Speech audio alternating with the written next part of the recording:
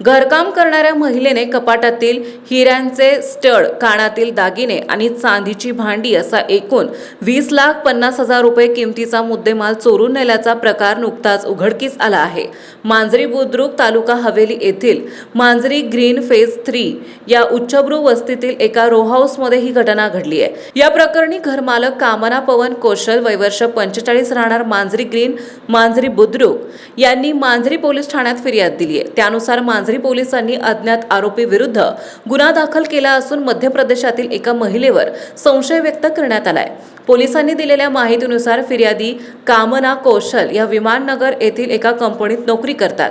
त्यांच्या घरी डिसेंबर 2025 पासून छोटी बाई कर्राम राहणार मध्य प्रदेश ही महिला घरकामासाठी आली होती। ती बंगल्याच्या 3ऱ्या मजल्यावर सर्वंट रूममध्ये राहत होती। मात्र 19 फेब्रुवारी 2026 पासून ती कोणालाही काहीही न सांगता अचानक घर सोडून निघून गेली। गुरुवारी दिनांक 26 मार्च रोजी दुपारी 1:30 वाजण्याच्या सुमारास रामनवमी आणि कन्यापूजनाची तयारी करत असताना फिर्यादी यांनी कपाटातील पूजेची चांदीची भांडी शोधली, मात्र कपाटात भांडी आढळली नाहीत।